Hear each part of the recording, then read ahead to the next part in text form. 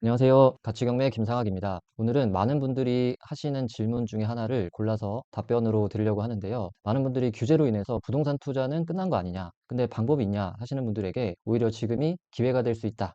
라는 그 이유에 대해서 오늘 말씀을 드리겠습니다. 최근 정부 규제를 보시면 627 규제, 97 규제, 10, 15 규제 계속된 규제가 있었고요. 10, 15 규제를 보시면 여기 색깔 칠해져 있는 부분이 다 규제 지역으로 묶였는데요. 서울 전역하고 수도권 일부가 규제 지역이 되었습니다.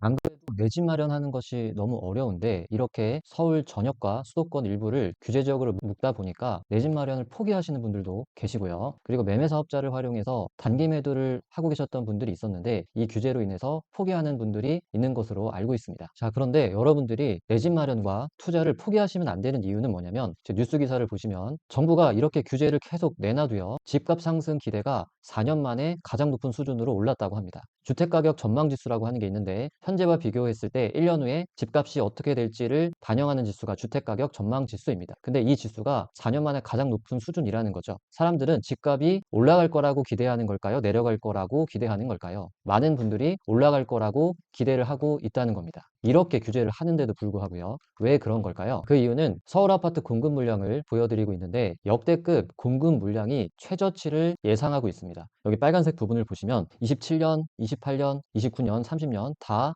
굉장히 공급 물량이 적은 것으로 나오고 있습니다. 주택에 대한 수요는 높은데 공급이 이렇게 적으면 앞으로 집값은 어떻게 될까요? 그러니 여러분들이 포기하시면 안 된다는 겁니다.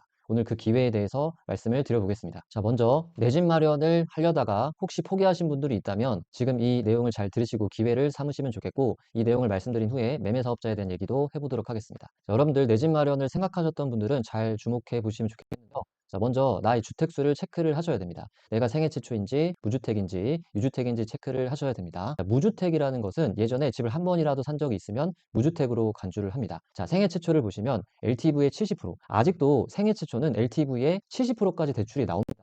규제 지역이어도 나옵니다. 자, 그리고 무주택에 대해서 말씀을 드리면 무주택은 LTV가 40으로 알고 계신 분들이 있는데 무주택 중에서 서민실 수요자라 함은 주택가격 8억 이하, 부부 연 합산 소득이 9천만 원 이하인 자는 아직도 LTV가 60%까지 나온다는 거예요. 자, 뉴스 기사를 보시면 자, 생애 최초를 말씀을 드리면 생애 최초 구매자는 변동이 없다. LTV가 70에서 40으로 줄어들지만 생애 최초 구매자는 변동이 없다는 얘기는 LTV가 70%까지 나온다는 얘기죠. 자, 그리고 무주택 세대주 중에 주택 가격이 8억 이하이고 부부 합산 연소득이 9천만 원 이하이면 아직도 60%까지 대출이 나온다는 얘기입니다. 그리고 주택이 있으신 분들은 아예 규제 지역으로 이렇게 많이 묶여서 투자를 전혀 할 수 없다고 생각하시는 분들이 있는데 유주택자 같은 경우는 오피스텔과 같은 비주택은 LTV가 70% 적용이 됩니다. 자, 여기 기사를 보시면 오피스텔이나 상가 등의 비주택 담보대출은 70%가 유지가 된다는 내용이 있고요. 그래서 지금 상황이 어떠냐면 오피스텔에 대한 기사들이 엄청 많이 나오고 있는데 다 사람들이 오피스텔로 눈길을 돌리고 있다는 겁니다. 근데 이 오피스텔은 원룸 투룸이 아니라 전용 면적이 큰 아파트와 같이 취급될 수 있는 물건들을 말을 하는 겁니다. 근데 너무 이상한 게 지금 오피스텔이 이렇게 엄청 오르고 있거든요. 그럼 발빠르게 오피스텔을 샀던 사람들은 시세 차익을 남들보다 더 많이 얻었다는 얘기겠죠. 그래서 여러분들 규제를 한다고 해서 내 집 마련 못하고 투자를 못하는 게 아니에요. 여러분들이 이런 모든 상황을 읽어가시면서 내가 한 발 앞서서 어디를 투자해야 되는지를 알고 계시면 남들보다 훨씬 더 빠른 수익을 얻을 수도 있습니다. 그래서 주택수에 따른 대출 한도를 여러분들이 잘 알고 있어서 체크하시고 나에게 맞는 투자를 해가시면 좋겠고, 자, 여기서 조금 더 나아가서 경공매를 활용하는 방법을 말씀을 드려보겠습니다. 자, 경공매를 활용을 하면 대출에 있어서 일반 매매, 경공매가 아닌 일반 매매로 하면 LTV 기준이 KB 시세예요. 그러니까 LTV가 70%다 그러면 KB 시세의 70%만큼 대출이 나온다는 거겠죠. 자, 그런데 경공매는 LTV 기준이 감정평가액이에요. 예를 들어서 생애 최초는 LTV가 70%까지 나오죠. 근데 일반 매매로 사면 KB 시세의 70%가 나오고요. 경공매로 사면 감정평가액의 70%로 나온다는 얘기입니다. 자, 예를 들어서 감정가가 5억인데 여러분이 낙찰을 3억에 받으시면 감정가 5억의 70%가 한도가, 근데 경공매 같은 경우는 감정가가 그대로 낙찰가가 되지는 않잖아요. 감정가가 5억인데 낙찰가가 3억이 될 수도 있습니다. 그러면 LTV 기준은 감정가를 기준으로 하기 때문에 3억 5천이 기준이 되는데 낙찰가 3억의 기준은 80%까지 적용이 되는 경우가 아주 많이 있습니다.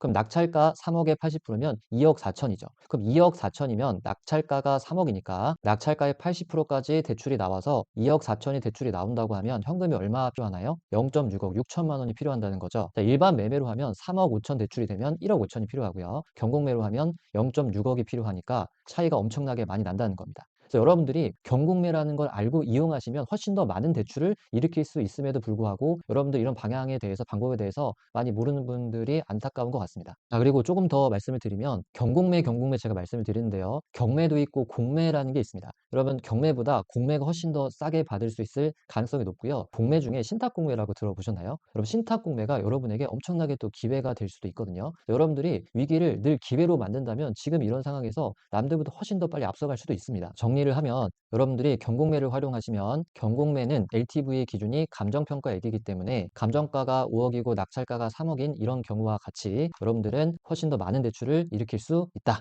라고 정리하시면 되겠습니다. 다음은 매매사업자 단기매도 전략에 대해서 말씀을 드리겠습니다. 자, 많은 분들이 매매사업자를 활용해서 단기매도를 해서 수익을 만들고 계신데요. 근본 규제로 인해서 서울 전역과 수도권 일부가 규제 지역이 되면서 서울 수도권에서는 매매사업자를 활용한 단기매도가 불가능하다고 생각하는 분들이 있어서 말씀을 드립니다. 자, 왜냐하면 규제 지역에서는 비교 과세를 해서 양도소득세 77%를 내야 하기 때문이죠. 자, 비교 과세에 대한 내용은 저희 가치경매 세무사님과 촬영한 영상이 있으니 참고하시기를 바랍니다. 그러면 어떻게 활용하시면 되냐면 무주택 명의를 활용하시면 됩니다. 다시 말하면 무주택 명의는 비교과세 대상이 되지 않는다는 겁니다. 지금 보시는 화면은 제가 직접 국세청에 문의해서 무주택자는 단기 매도를 했을 때 비교과세에 해당되지 않는다는 내용입니다. 자, 잘 안 보이실까봐 조금 더 설명을 드리면 다른 주택 없이 매매주택 한 개만 보유한 경우에는 중과대상 조정지역 주택에 해당되지 않으므로 종합소득세 신고 시 비교과세 적용 대상에 해당되지 않는다고 합니다. 좀 내용이 복잡하지만 여러분들이 무주택 명의를 활용하시면 계속 단기 매도가 가능하다. 그리고 매매사업자를 활용한 이 단기 매도는 사실 수도권뿐 아니라 전국에서 할 수 있거든요. 여러분들 아파트 같은 경우는 여러분들이 조사를 어떻게 하는지 방법만 아시면 지방이든 어디든 다 할 수가 있습니다. 자, 그런데 지방 아파트는 공시가격입니다. 공시가격이 2억 이하면 현재 주택수와 상관없이 무조건 취득세가 1%입니다. 자, 그런데 지방입니다. 지방은 어디냐면 수도권 외가 되겠죠. 수도권은 서울, 경기, 인천을 말을 합니다. 자, 뉴스 기사를 보시면 공시가격 2억 이하 지방주택 취득세 중과 제외라고 되어 있죠. 내용을 읽어보시면 여러분들이 주택수가 많아도 취득세 중과 제외가 되면 취득세는 무조건 1%밖에 적용되지 않고요. 그리고 취득세에서는 공시가격 2억 이하 주택을 취득하셔도 주택수에서 빠지게 됩니다. 다시 말하면 여러분께서 주택을 몇 개를 가지고 계시든지 간에 지방 아파트 단기 매도는 늘 할 수가 있다는 겁니다. 내가 주택이 3개 있어도 4개 있어도 100개가 있어도 계속 1%밖에 내지를 않으신다는 거죠. 그런데 입찰을 할 때 경매로 입찰하시면 지방에 가셔야 되잖아요. 공매를 이용하시면 인터넷으로 입찰을 하기 때문에 여러분들이 조사 실력만 갖추시게 되면 실제 임장을 현장에 가지 않더라도 여러분 입찰이 가능하고 수익이 가능합니다. 지금까지 내 집 마련의 기회와 매매사업자 단기 매도 전략에 대해서 간단히 말씀을 드렸는데요. 뭔가 복잡하다, 이렇게 저렇게 알아가는 게 너무 힘들다 하시는 분들이 있다면 이 모든 규제랑 상관없이 수익을 내는 법도 있거든요. 자, 이거는 이 방송을 통해서 말씀을 드리긴 어렵고 특강이나 앞으로 여러 가지 강의를 통해서 말씀을 드릴 예정인데 여러분들 공부하시고 마음을 먹으시면 언제든지 투자의 기회는 열려 있다는 것을 꼭 기억하셨으면 좋겠습니다.